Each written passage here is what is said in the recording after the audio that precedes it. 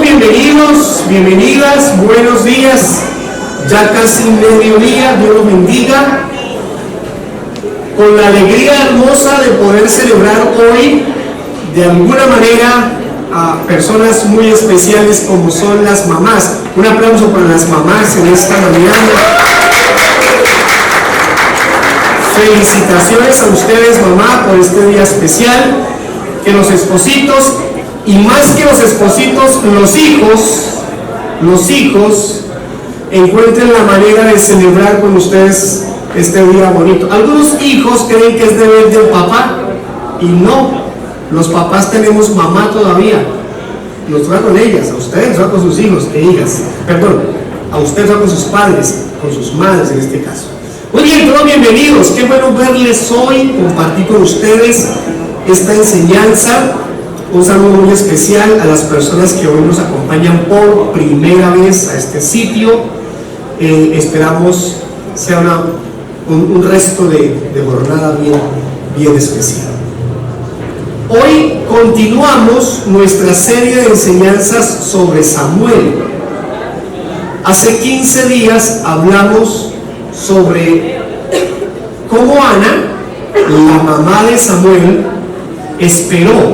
aprendió a esperar en Dios. Y hoy, hace 8 días, hablamos sobre cómo había un gran pecado en medio del sacerdocio. ¿Se acuerdan de Elí? ¿Sí? ¿Se acuerdan de los hijos de Elí? Ofni y Finees. ¿Se acuerdan que el domingo pasado yo hablé mal de Elí, el papá? ¿Lo recuerdan? Los que vinieron, ¿lo recuerdan? Sí. Hablé mal de Elí. Hoy, en cambio, voy a volver a hablar mal de él. Entonces, papás y mamás, hoy también tenemos que decir algo a los papás y a mamás sobre esto. Y hoy hablaremos, pero en medio de ese pecado de Elí y de los sacerdotes, Dios levantó a Samuel, un hombre santo, para el ministerio. Hoy hablaremos de Samuel y de su llamado, cómo Dios lo llamó. Ese es el tema para la iglesia hoy, el llamado. Y el título es una pregunta. Ustedes ya tuvieron que haberlo visto en su material o en las invitaciones. ¿Estás seguro de que Dios te llamó? Y algunos decimos, claro que sí. Ok, ¿a qué te llamó Dios? No sé todavía. Sí, podría pasar. Pero la verdad es que hoy nos vayamos con la certeza de que Dios nos llamó, pero aún más que eso, con la convicción, la seguridad de saber a qué nos llamó el Señor. Esa es la intención. Hablando un poquito del llamado de Samuel, capítulo 3, versículos 1 al 4. Léanlo por favor conmigo, aquí está en la proyección. El joven Samuel servía al Señor en presencia de Elí. La palabra del Señor escaseaba en aquellos días y las visiones no eran frecuentes. Había un problema espiritual en el liderazgo cristiano, espiritual y en la iglesia, el pueblo. Versículo 2. Y aconteció un día, estando Elí acostado en su aposento, sus ojos habían comenzado a oscurecerse y no podía ver bien. Ya era mayorcito Elí. Cuando la lámpara de Dios aún no se había apagado y Samuel estaba acostado, ¿dónde? En el templo. En el templo. Había lugares para dormir, en habitaciones, pero ¿dónde estaba? En el templo del Señor, donde estaba el arca de Dios. El arca era el símbolo para la época por excelencia para representar la presencia de Dios. Era sagrada. Si alguien tocaba el arca, ¿qué le pasaba? Moría.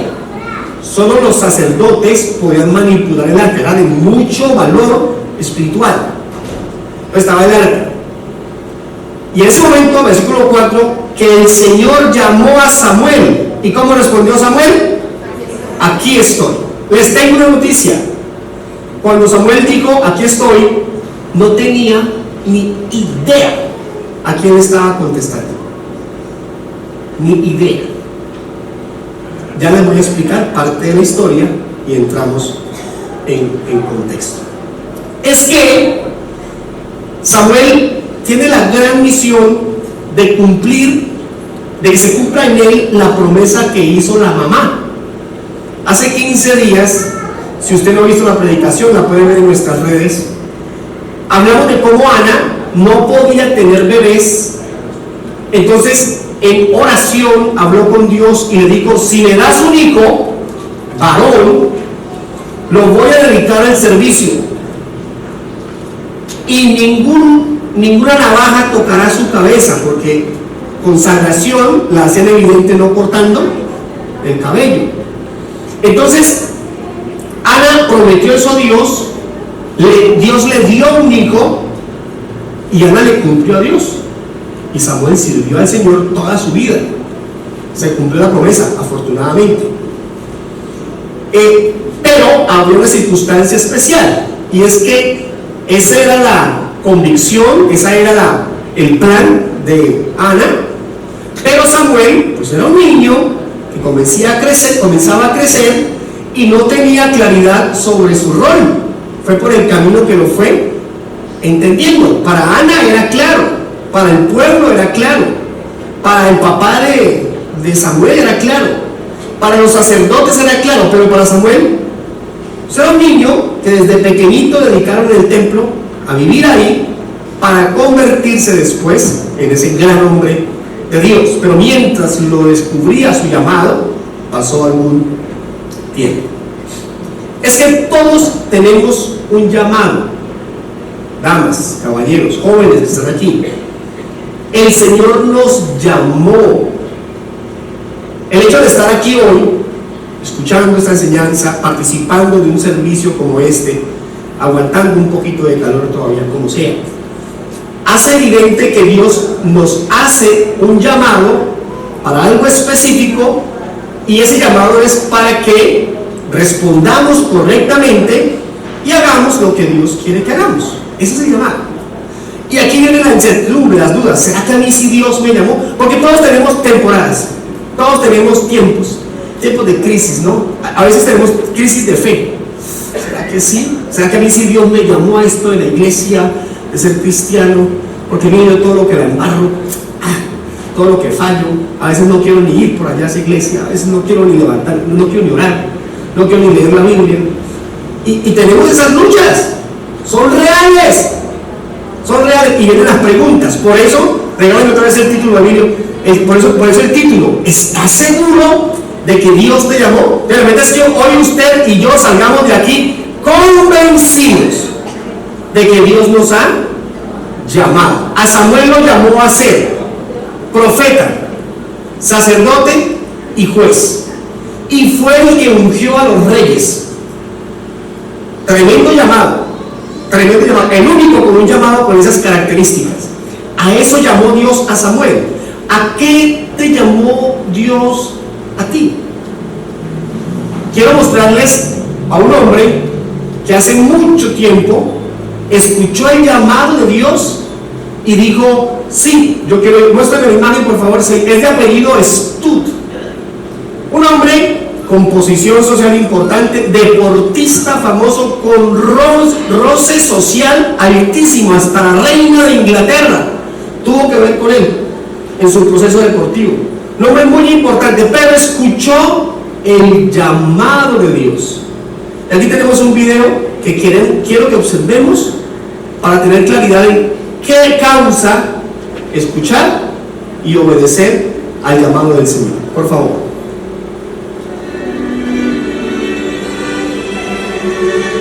Una de las principales cosas que Eduardo Stud hizo fue hablarle a sus 3 hijos acerca de su bienestar espiritual. Es así como al llegar a la universidad, Carlos le escribió a su padre contándole la buena noticia de que había aceptado al Señor Jesús en su corazón. Años más tarde, su hermano Jorge enfermó gravemente. Esta situación hizo que Carlos se cuestionara seriamente acerca de su fama en el mundo del cricket, pues se había enfriado en el camino del Señor.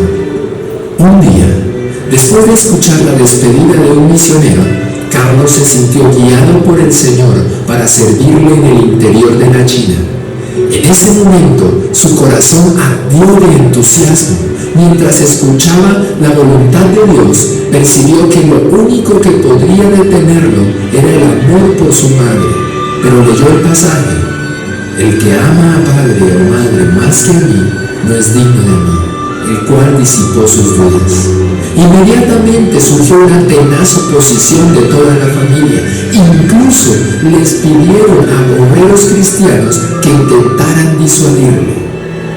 Una noche leyó en la palabra del Señor: pídeme y te daré por herencia a las naciones y por posesión tuya los términos de la tierra.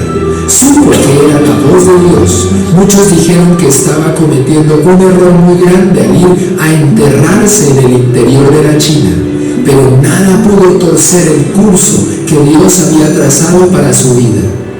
A Dios gracias que ni aun las lágrimas y ruegos de una madre tierna y amante pudieron mover a C.T. Studd en la agonía del conflicto. Su decisión causó un gran revuelo en la sociedad inglesa de la época. Debido a que era muy conocido, otros 6 jóvenes deportistas y militares se unieron a él en esta misión. Llegaron a ser conocidos como los 7 de Cambridge. Tanta notoriedad alcanzó este asunto que incluso la reina de Inglaterra, Victoria, pidió ser informada sobre ellos. En febrero de 1885, Carlos T. Studd se embarcó con rumbo hacia la China, listo para iniciar allí su obra misionera. Fue de ese modo que Carlos comprendió que su vida había de ser una vida de fe y que su parte era la de confiar en Dios.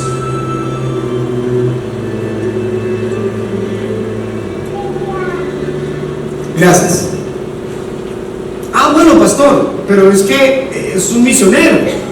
Entonces es un llamado pues único y deja todo, olvida todo esto, hasta dejó a su mamá allá en su lugar para irse de misionero. Yo no creo que Dios me haya llamado a ser misionero, pues la verdad yo tampoco lo creo.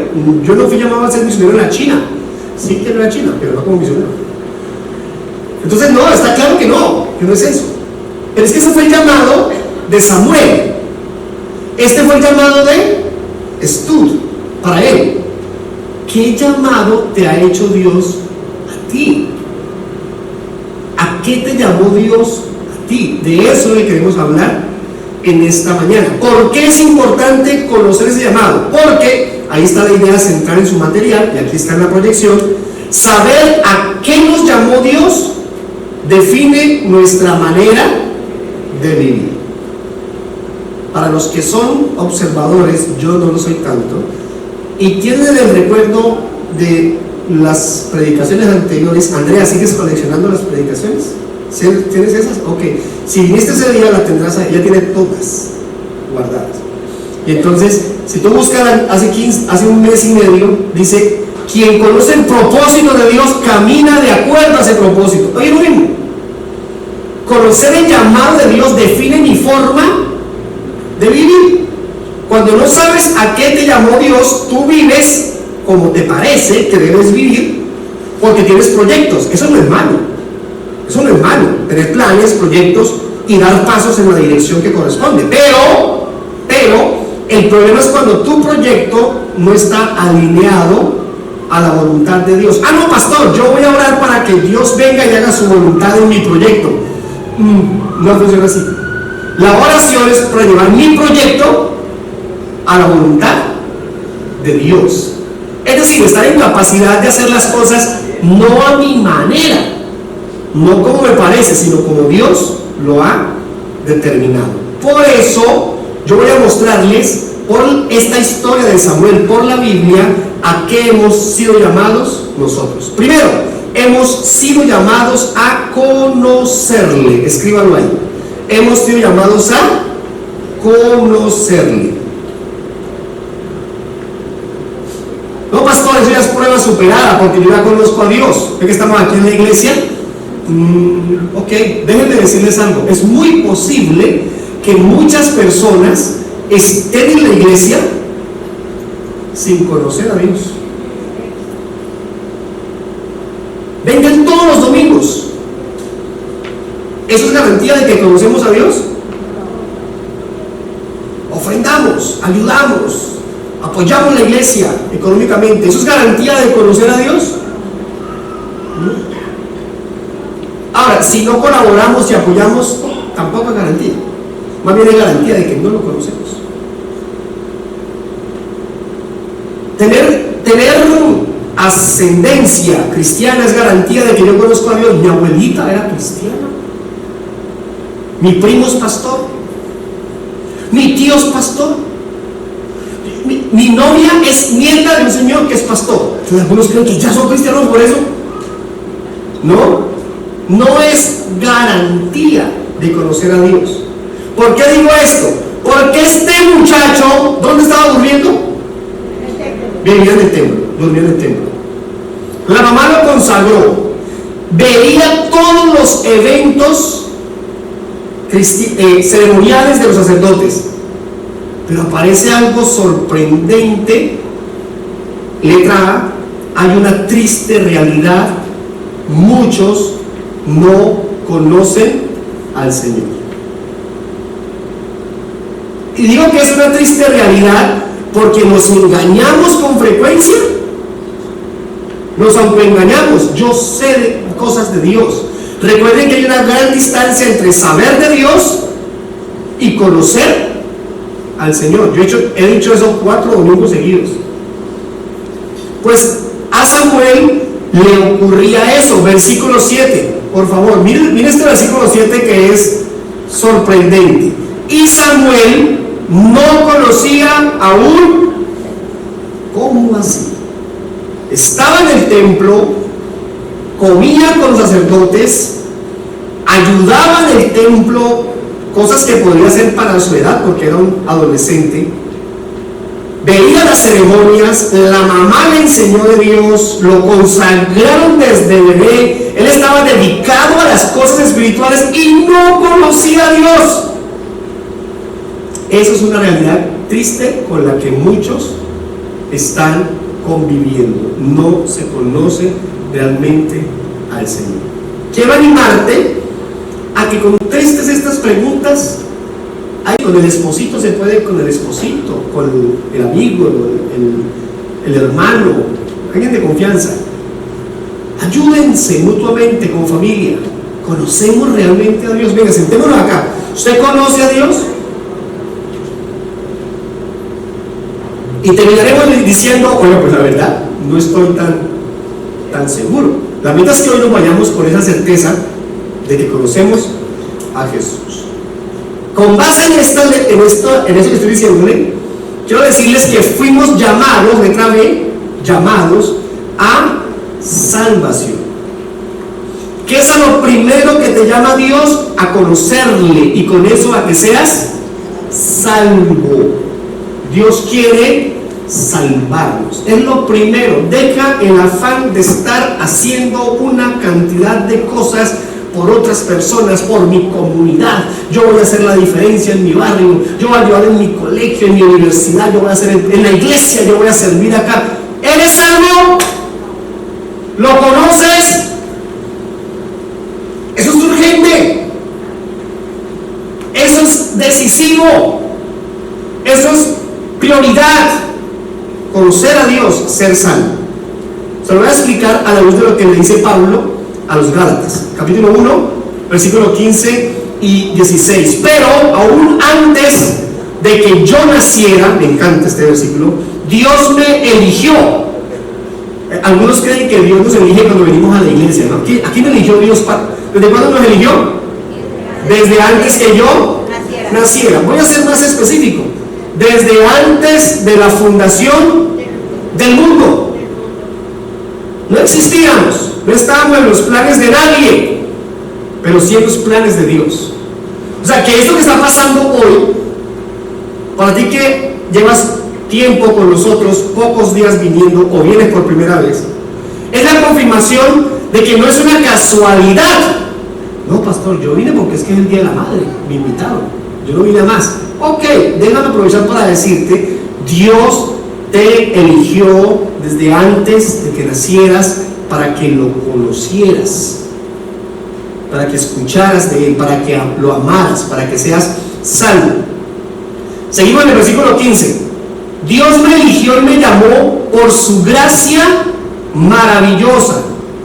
Luego le agradó revelarme a su Hijo para que yo proclamara a los gentiles la buena noticia acerca de Jesús. ¿Cuál es el orden?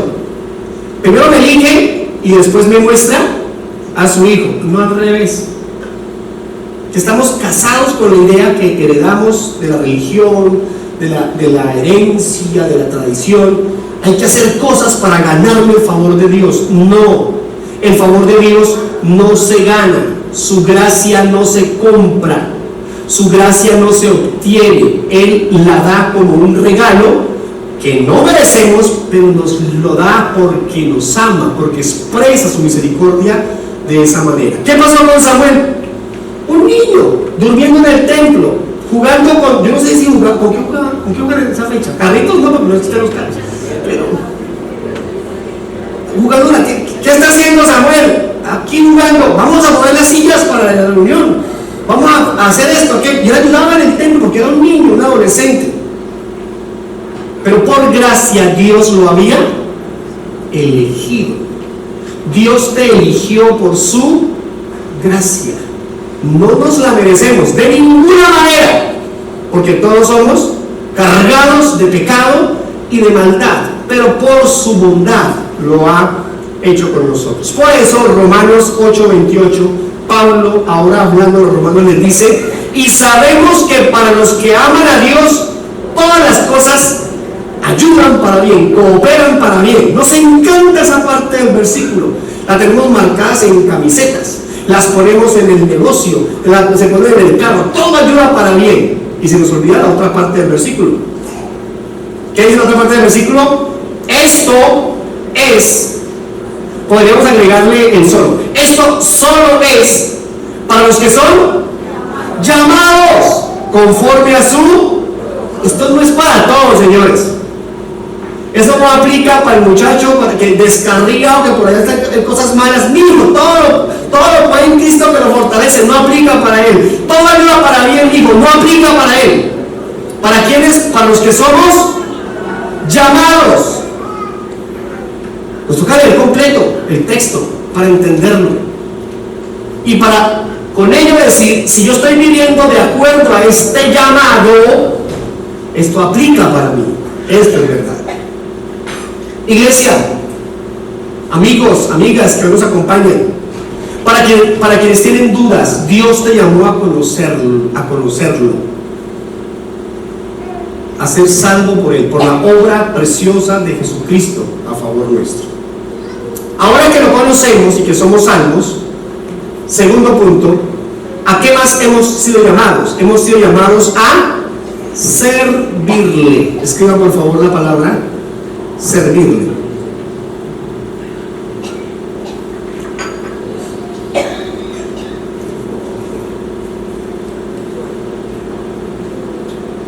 Y servirle tiene que ver con esa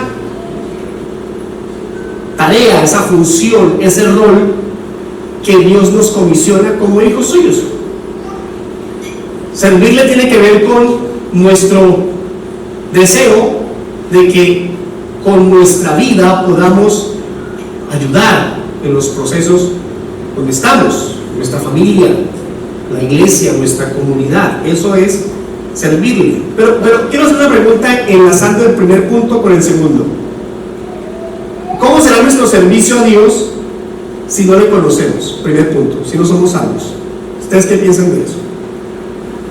¿Qué tan efectivo puede ser mi servicio a Dios si no le conozco?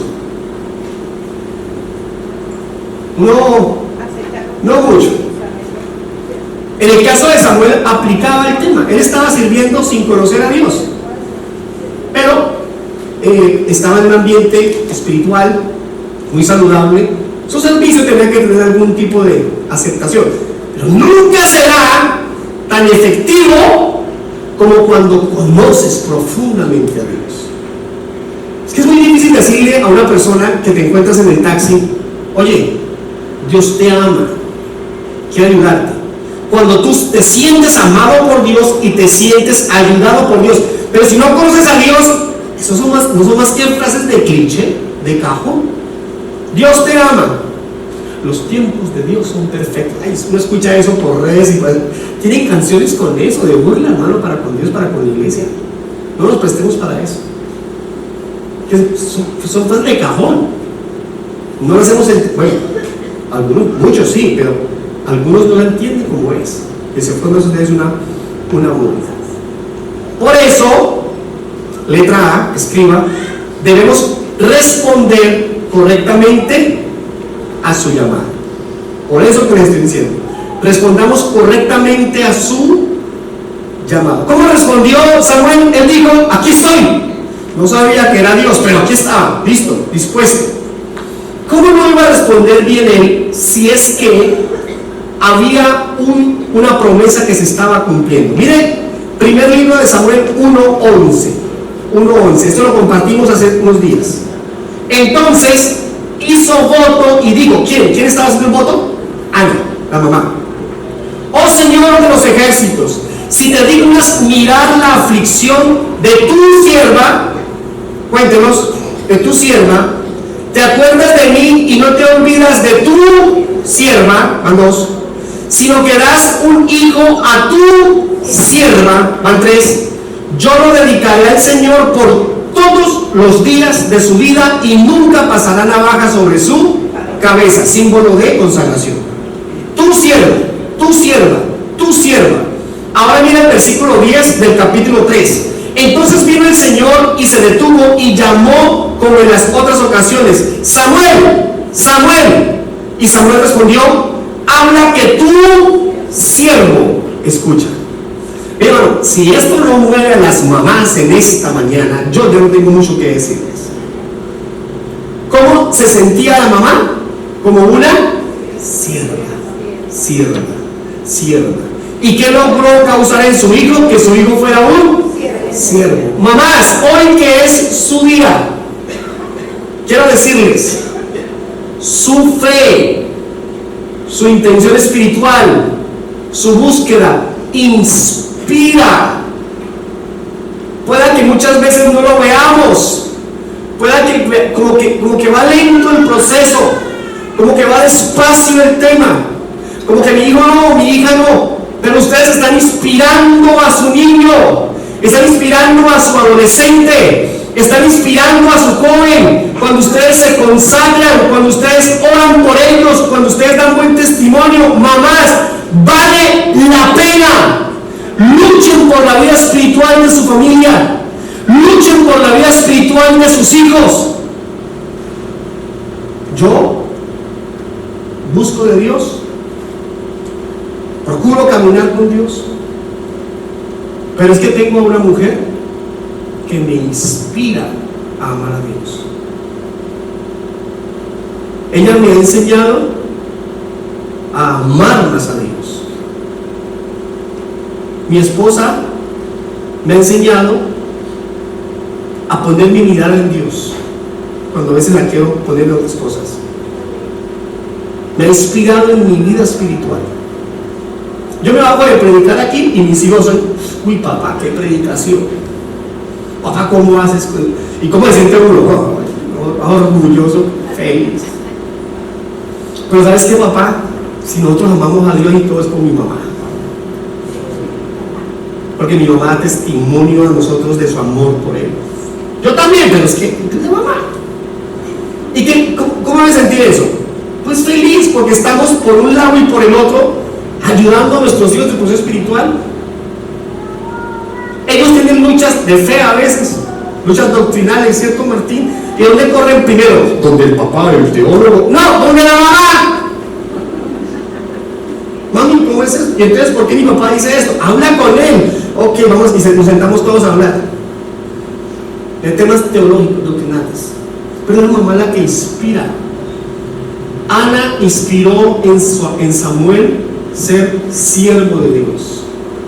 Mamás, inspiren a sus hijos, inspiren a su esposo, anímenlo, fortalezcanse en familia, que dependamos emocionalmente, espiritualmente entre todos para ayudarnos a crecer. Vale la pena. A veces no se ve el fruto de eso, a veces no, como que no vemos mucho avance, pero hay que seguir adelante. Y yo quiero hoy aprovechar para decir eso de mi esposa. Mi mamá me inspira mucho, mi mamá, por supuesto. Pero mi esposa ha hecho total diferencia en lo que es llevarme a amar más al Señor. Y mis hijos espero que también lo estén viendo así. Miren lo que dice el versículo 10, cuando Samuel escucha. Habla que tu siervo escucha, le digo Samuel. Ahora sí estaba entendiendo que era Dios. Al comienzo le dice, aquí estoy. Pero aquí que dice, tu siervo.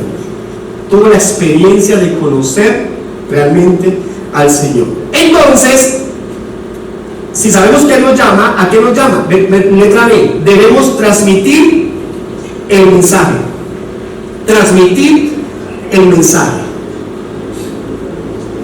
Familia, iglesia, uno diría, uy, Samuel ya conoció a Dios, ahora va a comenzar su ministerio, ¿qué tareas le van a comisionar? Y de una vez, primera tarea, dar un mensaje que hablaba de juicio y de castigo. Terrible.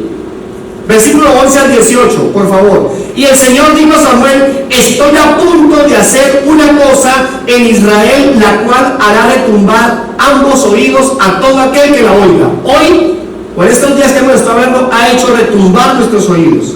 Ese día cumpliré contra Elí todo lo que he hablado sobre su casa, desde el principio hasta el fin, porque le he hecho saber que estoy a punto de juzgar su casa para siempre a causa de la iniquidad de la cual él sabía, pues sus hijos trajeron sobre sí una maldición y él no lo arrepintió. Por tanto, él juraba a la casa de Elí que la iniquidad de su casa no será expiada jamás, ni con sacrificio ni con ofrenda.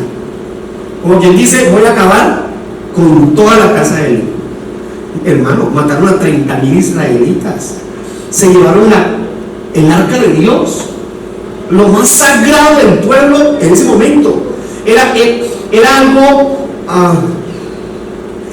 maravilloso, esplendoroso, tanto así que donde llevaban el arca mataban un poco de gente.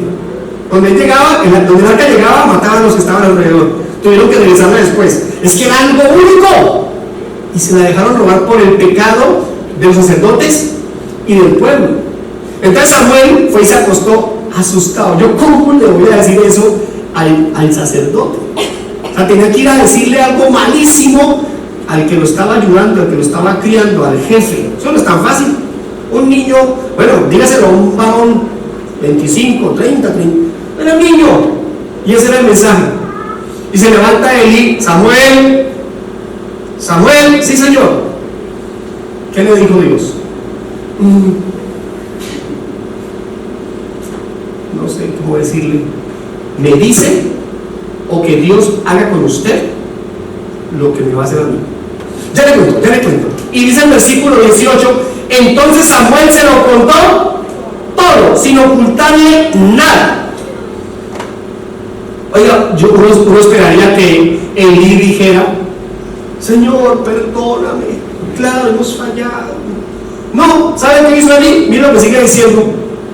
Elí dijo, Él es el Señor, que haga lo que bien le parezca. Dos cosas quiero decirle de esa frase.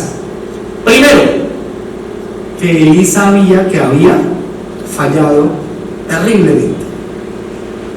Pero la segunda, que Elí sabía que Dios lo que hace, lo hace bien, lo hace con perfección. Sea bueno, sea regular o sea malo. Nos duela o no nos duela. Nos ponga a celebrar o nos ponga a llorar. No hay absolutamente nada del plan de Dios, de su voluntad, que sea imperfecto. Entonces él estaba diciendo, si a Dios le plació castigarnos por nuestro pecado, Él es Dios, Él es el Señor, dice el versículo, Él es el Señor. Y asumió la responsabilidad de sus faltas. A Dios hay que conocerle y hay que servirle, porque a eso nos llama. A Samuel lo llamó a esto. ¿A qué te ha llamado Dios? ¿A servirle en qué? Algunos ya lo están haciendo activamente en la iglesia o en su sector, en su casa, en su comunidad. Pero animémonos a servir a Dios a medida que vamos conociendo su voluntad. Y tercero, si Dios nos llamó a conocerle y a servirle, punto 3, hemos sido llamados a vivir para Él. Y Samuel sí que fue un ejemplo de vivir para Dios. Sí que lo fue. ¿Cómo hago para saber si estoy viviendo para Dios? Ok, te voy a decir 3 cosas. ¿Cómo vive una persona que vive para Dios? Letra A, vive en perseverancia. ¿Qué es perseverar? ¿Qué es perseverar? Sinónimos. Insistir, man. ¿Cómo es que dice el narrador de fútbol? Insistir y no desistir, dice Eduardo Rosa. Permanecer, prevalecer, persistir, insistir, eso es. Perseverancia tiene que ver con aquí estamos, aquí vamos a estar para siempre. Miren el versículo 19. Samuel creció. ¿Desde cuándo estaba en el templo? Desde niño. La mamá le dijeron: Ana, vamos a presentar al niño. No, no voy a ir. ¿Cómo así? Yo no. Cuando lo destete, lo llevo. Porque el día que lo lleve, se queda allá el resto de su vida. Y lo destetó y lo dejó en el templo para siempre. Y el niño creció, versículo 19. Y el Señor estaba con él, no dejó sin cumplimiento ninguna de sus palabras, las palabras de Samuel. Lo que Samuel decía de parte de Dios se cumplía. Se cumplía. Entonces, Samuel crece en el templo. Es un niño en el templo, es un adolescente en el templo, es un adulto en el templo y muere sirviendo a Dios en el templo y en los oficios sacerdotales. Eso es persistir. ¿Se ve usted en los caminos de Dios hasta viejito? ¿Se ve usted caminando con Dios sin importar las circunstancias? Pastor, como que nos vamos del todo del país, nos vamos para otro sitio. Ah, qué bueno, hermano, qué bueno. Y ya tienen claro, sí, pastor, estamos convencidos. Y donde llegamos ya estamos ubicando iglesia cristiana para comer. Algunos se van y lo último que buscan es: oye, ¿no van a congregar o no? Otros ya tienen claro eso. De lo primero que están haciendo es ubicar la iglesia. Una familia no está aquí, o decir lo que sea, no está aquí. No, queda en la grabación. Una familia me dijo: pastor, vamos a comprar casa en Villavicencio. ¡Excelente! ¡Qué bueno! ¿Quiere decir que van a echar raíz aquí en Villavicencio? Sí, señor. ¿Por qué? Estamos felices en Villavo, pastor. Felices. ¿Y qué los tiene felices? Me dijo que hemos logrado estabilidad con el trabajo, pero lo más importante, que estamos felices en la iglesia y estar cerca de Dios. Yo en el carro con él, aquí, mi esposa iba atrás, y se me soltó una lagrimota así grandotota.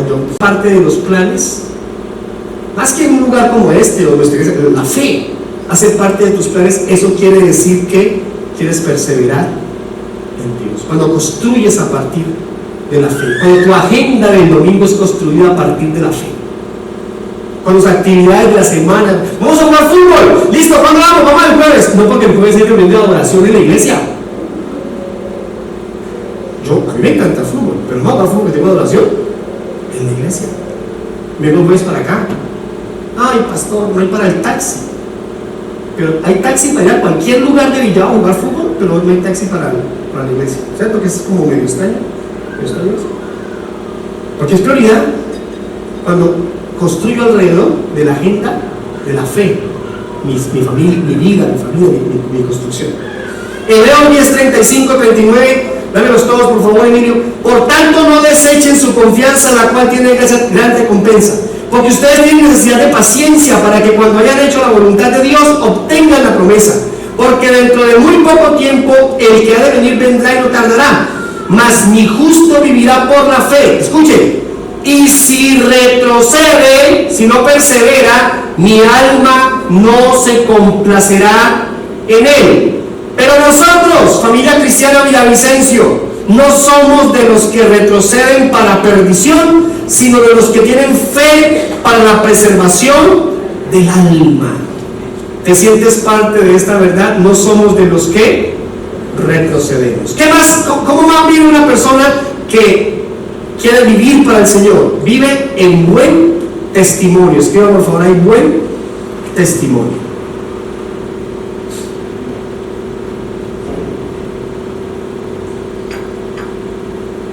Todo Israel, versículo 20, todo Israel, desde Dan hasta Beerseba, supo que Samuel había sido confirmado como profeta del Señor. ¿Quiénes sabían que era el hombre de Dios? Todos. Y él vivía de acuerdo a ese llamado. ¿Por qué? Nuestra idea central, ¿cuál es? Cuando nosotros conocemos el llamado de Dios, eso define nuestra manera de vivir. Entonces Samuel estaba viviendo de acuerdo a ese llamado. ¿Cuál fue el tema con Elí? Versículo 13. Regálamelo, Martín. No, el 13 de Samuel, primer libro. Gracias. Porque le he hecho saber que estoy a punto de juzgar su casa para siempre, a causa de la iniquidad de la cual él sabía. Pues sus hijos trajeron sobre sí una maldición y él no los reprendió. ¿Cómo fue que se enteró Elí que los hijos estaban metidos en problemas? Porque los seguía, les preguntaba, estaba pendiente de ellos. No, porque los demás le contaron. Los demás le contaron. Se quedaron sorprendidos con esas cosas. Porque quiere decir que no había interés del papá por conocer la circunstancia de sus hijos. Aquí lo dije hace 8 días y lo vuelvo a repetir, así corre el riesgo de echarme enemigos a 3, 4, 5. Hablo de los hijos, pero hasta los míos. A los hijos hay que vigilarlos. Hay que interesarnos por sus cosas. La Biblia dice que Elí no los reprendió. ¿Sabe qué dice la Biblia? Que Elí no se les atravesó, no les obstaculizó su pecado. Es que uno llega a un momento donde dice, yo lo voy a dejar, yo ya no le digo más, él verá qué hace con su vida, yo ya lo crié, y sí, es que a veces es agónico con algunos, son rebeldes, son como sea, ¿sí? Pero el llamado que Dios nos ha hecho es que nosotros persistamos haciendo lo mejor por nuestros hijos, porque los tendremos poco tiempo. Apenas tiene 14, 15 años, pastor. Sí, en 2 años se gradúa y se va a estudiar. ¿Y qué? O se va a trabajar, se va a pagar servicio militar y ya no está con usted. Para los que se van, los que siguen un proceso como ese, los otros se quedan para mucho tiempo más, ¿ok? ¿Saben de qué estoy hablando con eso? De lo siguiente, de que por alguna razón creemos que no podemos hacernos a un lado en las circunstancias de nuestros hijos. Aquí fue donde recomendé la semana pasada la serie de Netflix, Adolescentes. Mírenla, vale la pena, mírenla en familia, con ellos, con calma. Ahí está con el celular, no, que miren la serie con usted, vale la pena. Y ahí es donde aparecen cosas que uno le marca la vida. Yo tuve que hablar con un hombre hace un par de años más o menos, creo, un par de años. Hermano, le puedo hacer un comentario pequeñito, sencillo. Sí, pastor, claro. Hermano, varias personas me han dicho que están preocupados por el tipo de publicaciones que pone su hija. Muy sugestivas, cosas muy pasadas. Entonces, quería saber usted qué piensa de eso. Si usted no le ve problema, pues no pasa nada, porque si el papá no quiere, no hay problema. Ay, pastor, no sé, es que como mi hija lo tiene bloqueado en las redes de ella.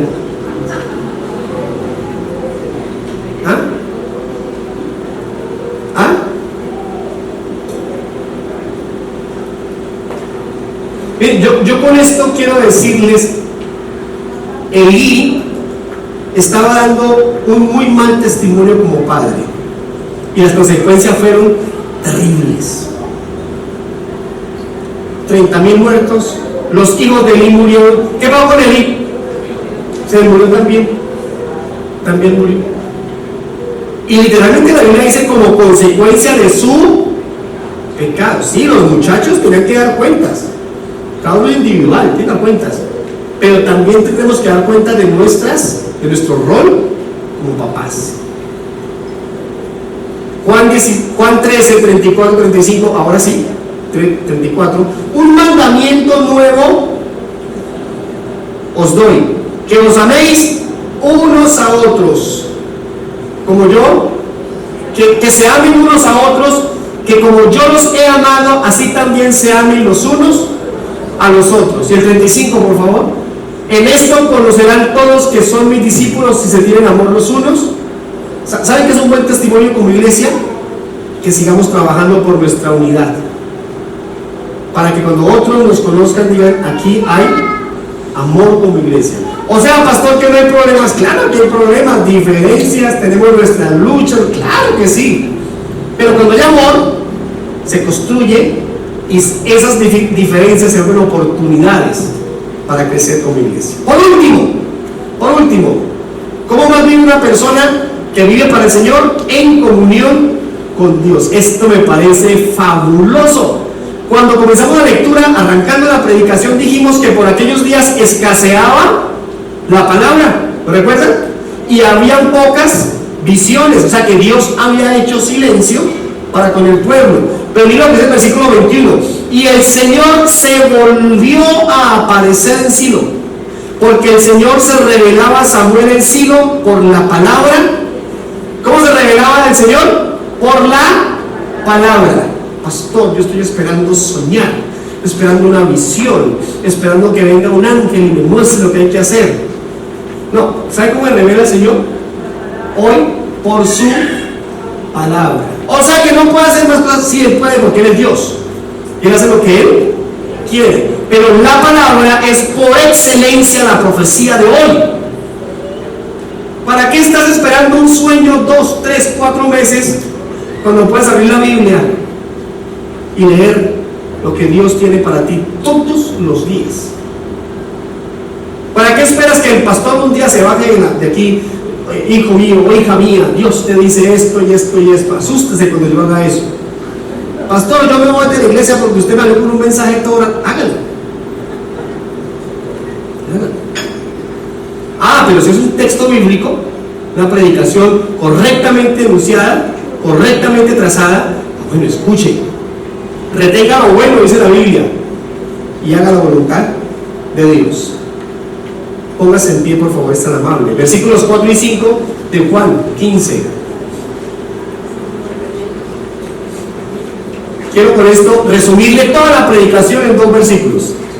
Permanezcan en mí y yo en ustedes, como el sarmiento. ¿Qué es el sarmiento? El racimito que nace de la vid, de la planta de la uva, de donde nacen las uvas. El sarmiento es el racimo ahí. En los plátanos viene siendo como el vástago, creo que se le llaman al comienzo, algo así. Ahí está el sarmiento. Como el sarmiento no puede dar fruto por sí mismo, tiene que permanecer en la vid, así tampoco ustedes si no permanecen en mí. Mira lo que dice el 5: yo soy la vid. ¿Quién está diciendo esto? Nuestro Señor Jesucristo. Ustedes los racimitos, los sarmientos. El que permanece en mí y yo en él, ese da mucho fruto. Y esta frase es solemne: porque separados de mí nada pueden hacer. Venas. Primero por estas bombillas que sí no se han apagado. Mire, permanecer en Dios, en el Señor, es justamente el resultado de mi comunión con Él. Es el resultado de mi dependencia de Dios. Es el resultado de entender su llamado. Permanezca en Dios. Insista en su fe. Insista en crecer en su vida espiritual. Pero ¿qué hago para poder fortalecerme más? Ok, revise qué actividades tenemos en la iglesia. Yo no espero que usted venga a todas, porque tampoco se puede. Pero ¿qué tenemos en estos días? Los jueves estamos reuniéndonos a adorar a Dios. 1 horita y media. Venimos, cantamos, oramos. Los jueves, durante el mes de mayo. El próximo domingo tenemos una actividad con todas las personas que hayan llegado por primera vez en los últimos 3 meses. Ah, pastor, el almuerzo, yo ya vine. No, otra actividad diferente. Usted que dice, yo estoy aquí en la iglesia, pero como que sí, como que no. Venga, el domingo, participamos aquí de esta reunión, terminamos, queremos que se queden ustedes 1 horita más, compartimos un delicioso refrigerio, aquí afuera estamos vendiendo almuerzos. Eso va a ser una mañana muy especial. Y ustedes van a compartir algo aquí con nosotros para explicarles por qué es importante que decidan mantenerse creciendo espiritualmente. Ya ustedes tomarán decisiones. Pero es una invitación a que pasemos de lo religioso a lo espiritual. Conocer profundamente a Dios. Tener comunión con Él es orar, leer la Biblia, acercarnos a través de Cristo a esa certeza de salvación, que por la obra de su Espíritu Santo crezcamos en esta verdad. Eso es acercarnos a Dios, vivir para Dios. Oremos. Por favor, cierre sus ojos y clamemos al Señor. Padre eterno, es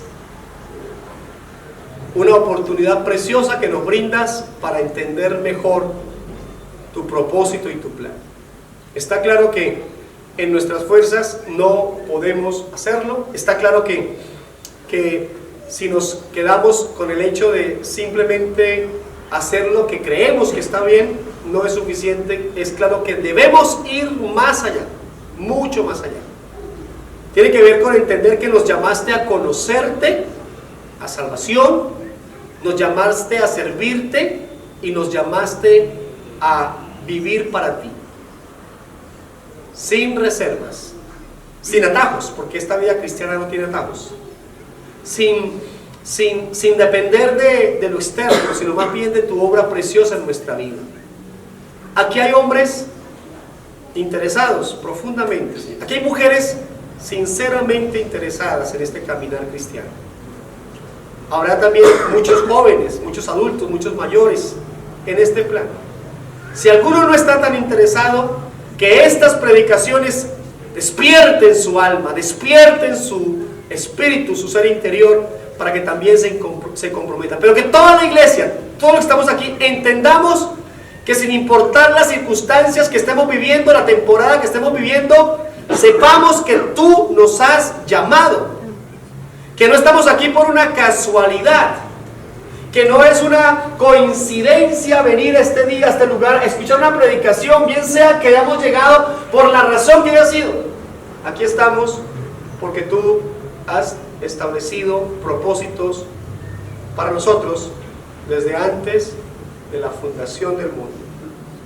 A ti adoramos, Jesús, a ti glorificamos. Padre, si alguno está pasando por alguna difícil temporada, si alguno se encuentra enfermo, si alguno está pasando por crisis en su casa, con su familia, su trabajo, tal vez está lleno de deudas, de luchas, lo que sea que esté pasando, te pido por favor, ayúdalo, bendícelo. Tienes el poder para cambiar cualquier circunstancia, para hacer milagros, para transformar cualquier situación. Dependemos de ti. Haz como tú quieras, conforme a tu voluntad, conforme a tus propósitos en nosotros. Te exaltamos, te adoramos, te glorificamos con todo nuestro ser. En el santo nombre de Jesucristo oramos. Amén y amén. Tome su lugar, por favor.